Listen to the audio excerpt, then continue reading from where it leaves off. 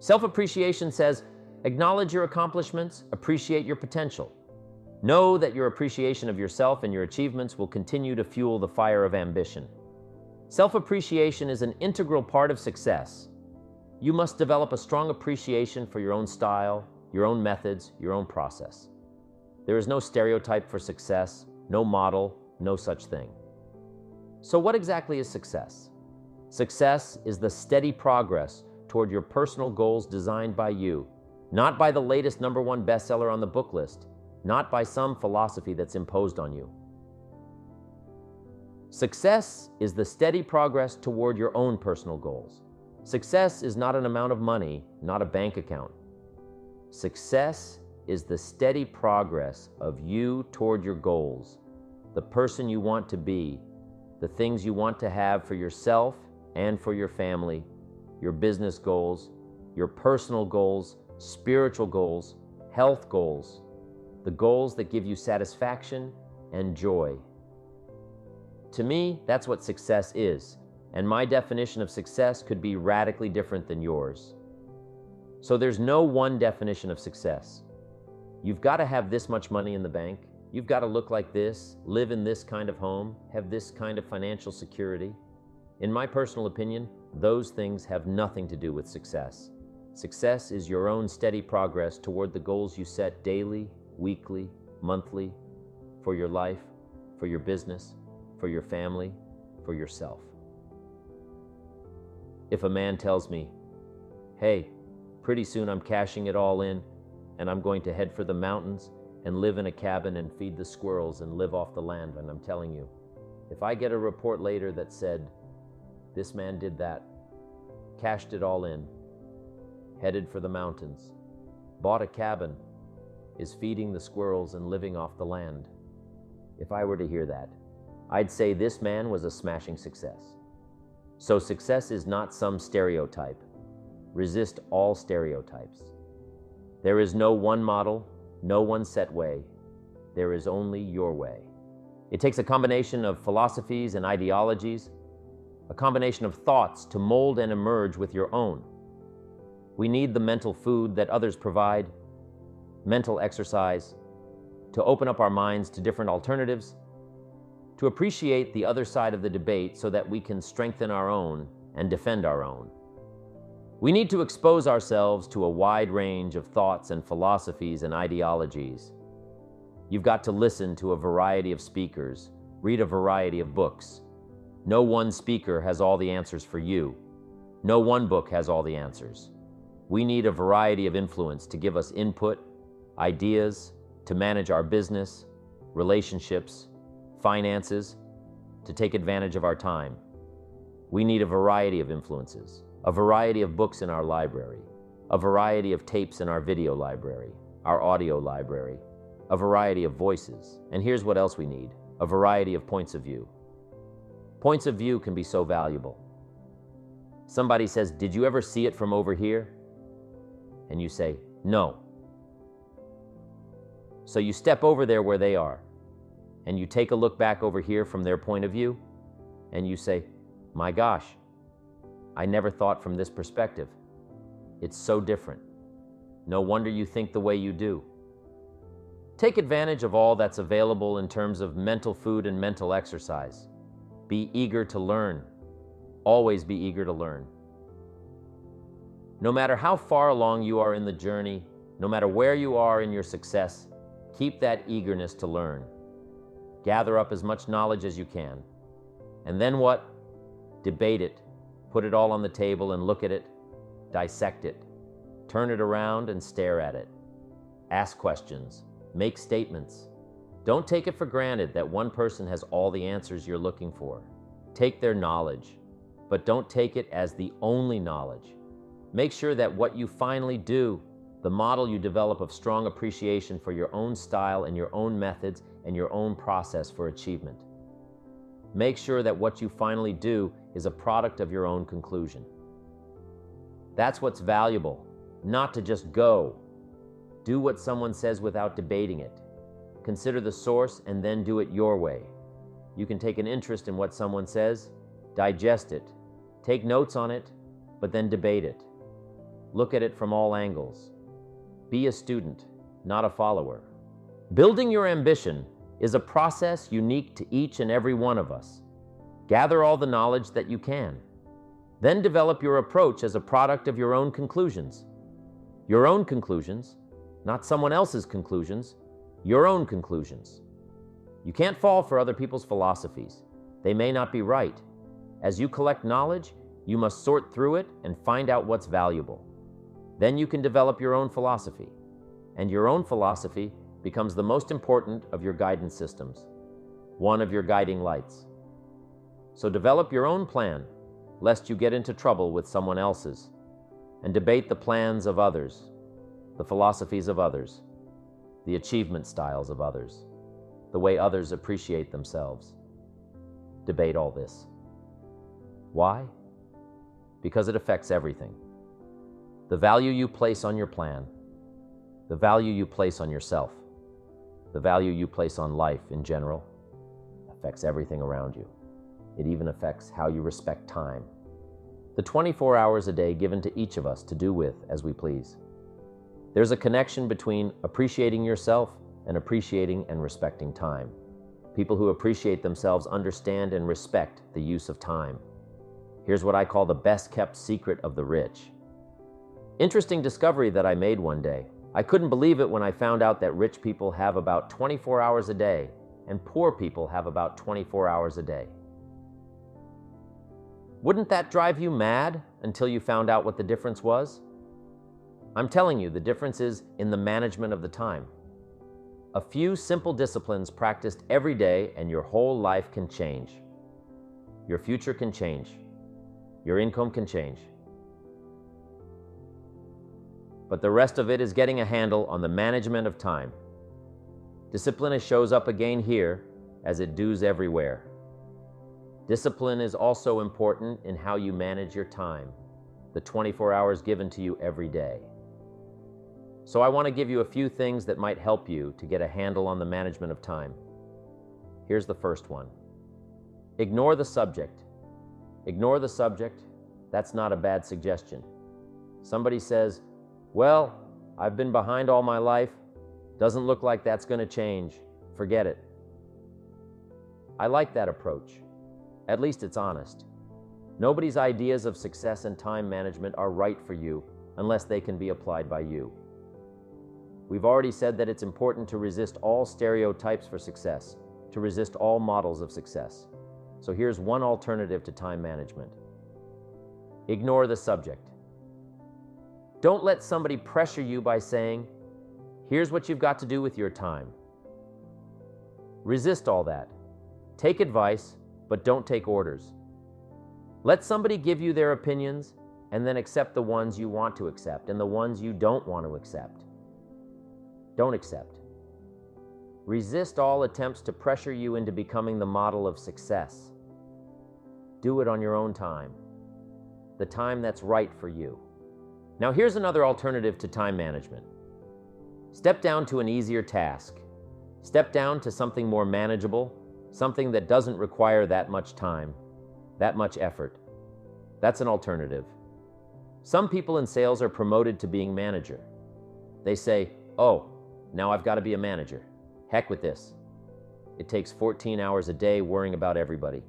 I'm getting back out in the field, get my sales job back. And that's a good alternative. Somebody works for a company and says, oh, I'd love to own one of these companies. Then they find out what it takes to own one of those companies. What kind of pressure? What kind of hours? Can't play golf 3 days a week and finally says, hey, you know, I've had it up to here with all the headaches and trauma and dealing with all these people's lives and running a company and being responsible for all this stuff. I'm going to step down. And that's a good alternative. Don't let yourself be pressured when stepping down might give you a better lifestyle. A little girl complained that her father never played with her. She said, Daddy comes home, got his briefcase full of papers, says hello to me, pats me on my head and disappears. She said, how come my daddy can't play with me when he comes home? And her mother explained and said, look, your daddy works very hard. He loves you very much. But at the office, he's got so much to do that he can't get it all done, so he has to bring the rest of it home. So that's why your daddy can't play with you." And the little girl says, "Why don't they just put him in a slower group?" Not a bad idea. If you're too busy to play with your kids, you need to join a slower group. You've got to have time for your family. I went for some things that cost me too much in those early days. If I'd known how much it was going to cost, I never would have paid the price. So you've got to weigh the consequences, how to make everything fit. Sometimes that extra money isn't worth it if it pressures you into losing touch with somebody you really care about. So family must be considered here as well. But here's the best alternative to time management, and that's to get more out of you. If we just get more from ourselves, we can make an hour as valuable as 10 hours used to be. We can get as much done now in a day as we used to get done in a week. Efficiency, skills, knowledge, awareness, practice, getting better. All of that value we can bring to the marketplace, bring to the job, and that's where the real time management comes in. I found out that a normal day is enough time. 8 hours, 10 hours, 5 days, 6 days, that's enough time. The rest of it now has got to be the best use of that time. There's a movement going on now in the workplace. The movement is people setting up home offices, telecommuting to work, working at home, and communicating with the office through fax machines and computers and modems and delivery services. People are even starting to work in one state and live in another. They don't need to be at the office all the time. For some jobs, they don't need to be at the office at all. And guess what? Some of these folks find out. The projects that used to take 2 days, they get done in a few hours. Why? Because they have no distractions. No people stopping by their office to chat, no unsolicited phone calls to take, no unexpected visitors to deal with. When they work, they work. When they play, they play. Now, not everybody has the luxury of having a job that can work like this, but maybe some of the same principles can be applied at the office. Like do not disturb times, scheduling your day so that you're totally undisturbed during those hours in which you complete your best work. Like setting certain hours each day to take appointments and phone calls. And that's really where the magic of personal development comes in. Knowing who you are, becoming more valuable, being more valuable, knowing the value of your rhythms in getting certain tasks done. Getting things done more efficiently in a shorter period of time, working smarter, not harder. Let me give you some more thoughts now on time management. Just a list of things you should consider. Number 1, you run the day or it runs you. Part of the key to time management is just staying in charge. But here's what usually happens. We start something and we're in control. But as time starts to unfold, pretty soon we start losing control. You know, you start a business and you're running it. And pretty soon what it's running you. You have to stop every once in a while and say, hold it, hold it. Who's in charge here? So here's a good phrase to jot down. Something will master and something will serve. That's the nature of life. That's just how it goes on this spinning planet of ours. Something will master and something will serve. And here's what you have to make sure you become the master. You run the day, you run the business, you run the enterprise, you run the job, you stay in charge. Now here's how you can stay in charge. Have your written set of goals with you at all times. Then prioritize your goals and decide which is important. Then constantly review your goals. Then have your goals match up to a good written game plan. The game plan that we talked about earlier. The game plan that says, take it out of your head and put it down on paper. Then, with game plan in hand, try to separate the majors from the minors. The really important things from the things you just have to do, and prioritize. Is this a major day or a minor day? And adjust your time accordingly. Is this a major conversation or a minor conversation? A lot of people don't do well, and here's why: they major in minor things. They spend too much time on things that don't count and too little time on things that should count. So you're about to pick up the phone and make a call. But before you do, decide, is this a major call? Is this a minor call? If it's a major call, it needs a little preparation. If it's a minor call, a few pleasantries will probably do. Hi, how are you? Tell a little joke, exchange some pleasantries, so a little evaluation will save you a lot of time. Major, minor, next time management essential. Don't mistake movement for achievement. You probably know some people around you who are just plain busy being busy. You've got to be busy being productive. It's easy to get faked out by being busy. Guy comes home at night, flops down in the easy chair, says, "I've been going." But the real question is doing what? It's the doing what. That's the real key, not the going. Some people are going, doing figure eights. They're not making much progress. Don't mistake movement for achievement. Evaluate the hours in your days and see if there's not a lot of wasted time in there that you could manage better, do more with. The next key to good time management is good concentration. Focus. You've just got to zero in on the job at hand. Concentrate. Don't start your business day until you get to the business. I used to start my business day in the shower. I'm trying to compose a letter in the shower. The cobwebs haven't been cleared out yet. I'm not awake yet, and I'm trying to compose a letter. Found out it doesn't work. Wait till you get to the office to start your work. Wait until you get to work before you get to the work. Don't start your business day at the breakfast table. It's not good for the family. Here's another one. On the way to work, don't think about work. It's dangerous. There's a lot of cars out there on the highway. Can you imagine if everybody was driving to work, thinking about work? It'd be a mess. Accidents everywhere. Here's what you've got to do on the way to work. Concentrate on the way in the shower. Concentrate on the shower at the breakfast table. Concentrate on the family. Wherever you are, be there. Don't be somewhere else. Give whatever you're doing the gift of attention. Concentration. Next time management essential. Learn to say no. Boy. It's easy in a social society to just say yes, too much, over-obligate yourself. Then it takes all those phone calls and all that time to back out of it and redo it. Don't say yes too quickly. Better to say, I don't know if I can make it, but I'll give you a call. Better to say you don't know than to say yes, too quickly. Trying to be nice and then having to back out. One of my colleagues has a good saying. Don't let your mouth overload your back.